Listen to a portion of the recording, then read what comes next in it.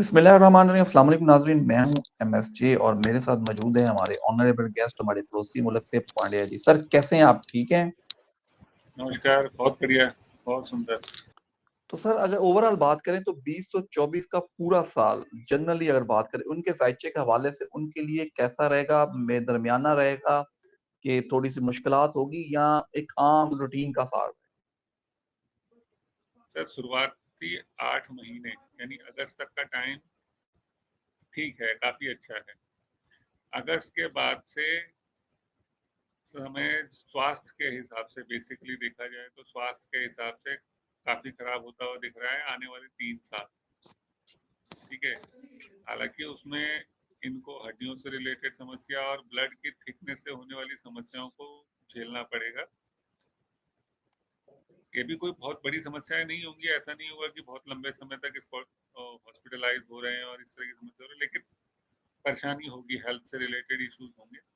तो ओवरऑल 50-50 ही है। शुरुआती 8 महीने तो अच्छे हैं, लेकिन लास्ट के 4 महीने थोड़े कष्टप्रद हो जाएंगे फिजिकल सर तौर यहीं से अगर बिल्कुल सर, अगर आपसे मैं बात करूं 2024 का साल दुनिया के लिए कैसा है कि 76 मुल्कों में इलेक्शन होने जा रहा है, पाकिस्तान, इंडिया और हम साथ बांग्लादेश।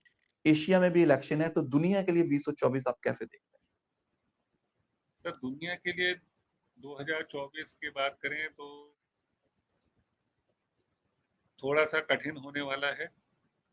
हालांकि इसमें टेक्नोलॉजी का आने वाले साल में काफ़ी विकास होगा, इलेक्ट्रॉनिक टेक्नोलॉजी का काफ़ी विकास होगा, लेकिन रिलेशनशिप दो देशों के बीच में, अड़ोसी पड़ोसी देशों के बीच में रिलेशनशिप में थोड़ी गड़बड़ होती हुई दिख रही है। तो ज़्यादातर युद्ध या जो संभावनाएं जो दिखती, मतलब इस तरह की जो गड़बड़ होने की संभावना दिख रही है अड़ोसी और पड़ोसी देश में, जो देश अगल बगल में है उनके बीच में होती हुई ज़्यादा दिखेगी। इस तरह की संभावनाएं बनी। तो हैं? तो सर टेक्नोलॉजी और ग्रोथ के हिसाब से तो अच्छा है, लेकिन रिलेशनशिप, देशों के बीच में रिलेशनशिप के हिसाब से थोड़ा उथल पुथल भरा रहे। सर आप रिलेशनशिप की बात करें, क्या कहीं आपको जंगें लगती हुई नजर आ रही है? आपस में पड़ोसी लड़ते हुए नजर आ रहे हैं? किस तरह से देखते हैं इसको? हाँ, काफ़ी जगह ऐसी संभावनाएं बन सकती हैं। ठीक है, जैसे भारत चाइना का हो गया या भारत पाकिस्तान का ही कह लीजिए, तो उसमें रिलेशनशिप इतने अच्छे नहीं है, वहाँ उथल पुथल हो सकती है। या फिर ये क्या नॉर्थ ईस्ट रशिया से रिलेटेड जो आसपास के देश हैं इनके बीच में हो सकती है। तो काफ़ी सारे हैं, जापान चाइना ऑस्ट्रेलिया या जापान और चाइना के बीच में भी संभावनाएं बनती हैं। तो काफ़ी सारे देश हैं जिनके बीच में हो सकती है। कुछ अरब देश वाले जैसे हैं, उधर भी हो सकती है। इसराइल के साथ, आसपास इसराइल के साथ तो ऑलरेडी चल ही रही है। तो ये चीज़ें थोड़ी खिंचती हुई दिख रही हैं। सर अगर बात थोड़ी सी करें आपसे अमेरिका के इलेक्शन की, तो किस तरह देखते हैं अमेरिका के इलेक्शन को? जो बाइडेन या ट्रंप दोबारा आपको आते हुए नजर आ रहे हैं? तो उस बारे में मैंने अभी शोध नहीं करी है, लेकिन जो चांसेस बनते हैं वो बाइडन तो रिपीट होते हुए नहीं लग रहे। जो मैंने एक बार पहले थोड़ा सा देखा था, उस हिसाब से बाइडन तो रिपीट होते हुए नहीं दिख रहे। चांसेस हो सकता है कि कोई नया फेस ही आए। तो सर इंडिया में फिर आपको इलेक्शन में मोदी साहब आते हुए नजर आ रहे हैं? कांग्रेस का चांस बनता हुआ नजर नहीं आ रहा? ऐसे तो कोई चांस नहीं दिख रहा। सब आएगा, आएंगे तो मोदी जी। और इसका ये भी कह सकते हैं कि भाई हम उनसे अटैच हैं या बीजेपी से रिलेशन है। ये कारण भी कह सकते हैं, शायद बायस हैं, लेकिन उम्मीद तो अभी भी यही है कि मोदी जी ही आएंगे। तो सर पाकिस्तान के इलेक्शन में फिर कोई नया चेहरा, नया प्राइम मिनिस्टर 8 फरवरी को इलेक्शन होते हुए नजर आ रहे हैं? 8 फरवरी को अगर इलेक्शन है, इस बात पे प्रेडिक्शन करना थोड़ा मुश्किल है कि होंगे कि नहीं होंगे। लेकिन मुझे ये दिखता है कि सत्ता पाकिस्तान में किसी नए चेहरे के पास आई। तो सर फिर वो आप कह कौन सकते होगा इस हैं बात पे पर कह नहीं सकता। सर फिर हम कह सकते हैं 2024 जो साल है वो तब्दीली का साल है। बांग्लादेश में भी आपको कोई नई सरकार बनती हुई नजर आ रही है? सर बांग्लादेश के बारे में स्टडी अभी करी नहीं। तो वैसे सर ओवरऑल आपको जो 24 है वो तब्दीली का साल नजर आ रहा है? काफी परिवर्तन देखने को मिलेंगे और नई शोध होती हुई चीजें दिखेंगी। ज्यादातर चीजें नए आविष्कार से रिलेटेड होती हुई दिखेंगी। सर अगर इसके बाद हम थोड़ी-सी राशि पे बात करें तो 2024 की कौन-सी गोल्डन राशि है जिनके लिए किस्मत की देवी मेहरबान होने जा रही है और दौलत और बाकी चीज़ें उनके लिए बड़ी आसानी से मिलने जा रही हैं? 2024 में सर बहुत सर जैसे बात करें, मेष राशि बहुत अच्छी रहने वाली है, वृष राशि रहेगी, फिर उसके साथ-साथ वृश्चिक राशि के लिए भी आने वाला साल बहुत अच्छा है। उसके साथ-साथ मकर कुंभ से शनि निकल जाएँगे, तो अभी तो कुंभ में शनि है, तो मकर राशि वालों के लिए साल अच्छा है। सिंह और कन्या के लिए भी साल अच्छा ही है। तो ओवरऑल ज़्यादातर राशियों के लिए आने वाला टाइम अच्छा ही है। नई ग्रोथ लोगों को दिखेगी अपनी लाइफ में और स्टडी के हिसाब से आगे बढ़ेंगे। तो सर यानी आपने जिस तरह कहा सारी राशियों के लिए तकरीबन साल है अच्छा आने जा रहा है, लेकिन कुछ खास राशियाँ होंगी 2-3 जिनके लिए बड़ी ही कुदरत की मेहरबान होने जा रही होगी, जिन पे दौलत की देवी भी उसके लिए मेहरबान मैंने होने जा बताया ना रही। सर, मेष राशि, तुला राशि, कन्या राशि और वृश्चिक राशि, ये 4 राशियाँ विशेष तौर पे काफ़ी अच्छा रिज़ल्ट देने वाली हैं। सर कोई आपका अवाम के लिए, दोस्तों के लिए मैसेज हो, कोई आप 2024 के लिए ख़ास पैगाम देना चाहें कि कोई उनकी रेमेडीज़ हो अपनी राशियों के ज़रिए, बाकी चीज़ों के ज़रिए तो ज़रूर हमारे साथ शेयर कीजिए। सर रेमेडीज़ तो सबके लिए एक जैसी नहीं हो सकती, लेकिन फिर भी प्रकृति हाँ, का सम्मान अगर आदमी करे, प्रकृति का सम्मान करे, में जीव-जंतु, जानवर जो भी हैं उनका सम्मान करे, पेड़ों का की रक्षा करे और पानी का सम्मान करे, तो जीवन वैसे भी आसान हो जाएगा। क्योंकि हम खाली प्रकृति को ही इग्नोर कर रहे हैं, नेचर को ही इग्नोर करने में लगे हुए हैं। तो अगर इन सबको इग्नोर ना करके आदमी हर चीज़ को इक्वली सम्मान देगा, तो लाइफ आसान रहेगी और आदमी खुद भी अंदर से खुश रहेगा।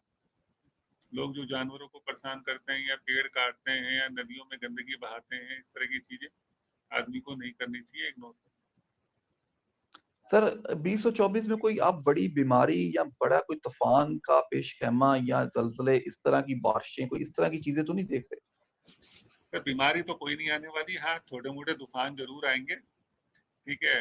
वो अर्थक्वेक वग़ैरह इन सब की प्रेडिक्शन तो मेरे थ्रू तो संभव नहीं है। लेकिन हाँ, बीमारी तो नहीं आने वाली, कोई नहीं। आविष्कार ज़रूर देखने को मिलेंगे आपको नए।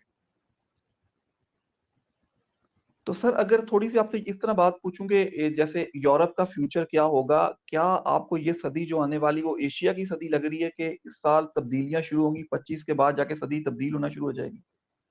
सर ये परिवर्तन तो पिछले 4 साल से 2019-20 से ही शुरू हो चुके हैं। यूरोप, अमेरिका, पश्चिमी देश सारे डाउनफॉल में हैं और एशिया के देश सब ग्रोथ कर रहे हैं। क्योंकि वहाँ अब कुछ खोजने के लिए बचा ही नहीं है। वहाँ पे ना लोग काम करना चाहते हैं और ना तो वहाँ के लोग उतने टेक्निकली स्ट्रॉन्ग हैं। अब यहाँ पे जहाँ ज़रूरत होती है, आविष्कार वहीं पे होते हैं। तो भारत और पाकिस्तान में या इधर के गरीब देशों में जो है थोड़ा चांसेस हैं ग्रोथ के, क्योंकि वहाँ पे आवश्यकताएँ बहुत ज़्यादा हैं, लोगों की संख्या बहुत ज़्यादा है, तो लोग नए-नए तरीके खोज रहे हैं और तो चेंजेस तो यहीं देखने को मिलेंगे ज़्यादा। सर तो रशिया और यूक्रेन का मुस्तकबिल क्या देखते हैं? जंग तो अभी तक जारी है लेकिन उस पे बात नहीं होती। किस तरह मुस्तकबिल देखते हैं? मज़ीद नहीं, फैलेगी कि बहुत बस वहीं रुक। ये मेरे हिसाब से बहुत ज़्यादा चलेगी तो मई-जून तक चलेगी, वरना फाइनली रशिया तो चाहता है कि यूक्रेन पे कब्ज़ा कर ले, लेकिन कब्ज़ा तो नहीं होने वाला, लेकिन कहीं न कहीं दोनों की अंडरस्टैंडिंग बन जाएगी। सर कब तक आप नई सुपर पावर देख रहे हैं कि किस कंट्री की एशिया में या कहीं से अमेरिका का इख्तिताम होना शुरू होगा और नई सुपर पावर उभर के सामने आएगी? इसके लिए सर अभी 2027 तक का वेट करना पड़ेगा, 27 से 29 तक का वेट करना पड़ेगा। इस रेस में जो आने वाले देश हैं, इसमें सबसे पहले तो मैं भारत का ही नाम लूँगा, क्योंकि भारत इस ग्रोथ में सबसे आगे बहुत तेज़ी से बढ़ रहा है। चाइना ने प्रयास बहुत किया, लेकिन उन्होंने इतने एक्स्ट्रा डेवलपमेंट कर दी कि उससे उन्हें लॉस हो रहे हैं और रशिया तो ऑलरेडी अब डाउनफॉल पे ही है, इतनी फाइट करने के बाद, इतनी ऊँचाइयों पे पहुँचने के बाद। तो इसका इफ़ेक्ट आपको 2027 के बाद ही देखने को मिलेगा। तो अभी हमें इस चीज़ का वेट करना पड़ेगा कि अभी सुपर पावर के इतनी जल्दी चेंज होने वाली नहीं। हाँ, अभी 2-3 साल लगेंगे इसमें चेंजेस आने में। तो सर इस मिडल ईस्ट सऊदीया का फ्यूचर क्या देखते हैं? मोहम्मद बिन सलमान का मुस्तकबिल किस तरह देखते हैं? सऊदी अरब का सऊदी अरब के बारे में कोई शोध करी नहीं। आपने अगर पहले क्वेश्चन पूछा होता तो जरूर कुछ पढ़ पाता इस बारे में। चलिए सर वैसे ओवरऑल मिडल ईस्ट का फ्यूचर किस तरह देखते हैं? क्या यूरोप की तरह वो भी नीचे जाने वाला है कि ऊपर जाने वाला है? नहीं सर, वो तो बहुत जल्दी नीचे जाने वाले हैं। जहाँ तक का मुझे उनकी जानकारी है कि उनके पास बहुत ज़्यादा समय के लिए पेट्रोल वगैरह ये सब बचा नहीं है। तो वो लोग भी अब सिर्फ टूरिज्म पे डेवलप होने का प्रयास कर रहे हैं। तो बिल्कुल, टूरिज्म में डेवलप होने में ग्रोथ उतनी ज़्यादा बेनिफिट नहीं होता। तो मेन सोर्स ऑफ इनकम जो उनका पेट्रोल है वो जल्दी ये शिफ्ट होने वाला है टूरिज्म पे। तो, तो बहुत ज़्यादा अब ग्रोथ वहाँ बची नहीं है, वहाँ भी अब डाउनफॉल ही है। इनकम के हिसाब से तो डाउनफॉल ही है। सर बहुत शुक्रिया आपका, बहुत नवाज़िश है आपकी, आपने अपने कीमती टाइम में हमें टाइम दिया। हम आपको तंग करते रहेंगे 2024 में बाकी चीज़ों के लिए भी। तो सर एंड पे कोई मैसेज हो तो ज़रूर शेयर कीजिएगा। विशेष तौर पे मैसेज जो मैंने बताया, सबसे पहले तो वही कि प्रकृति का से प्यार करें और प्रकृति के हर जीव जंतु पेड़ पौधों सबसे प्यार किया जाए, तो आपकी लाइफ आसान होगी।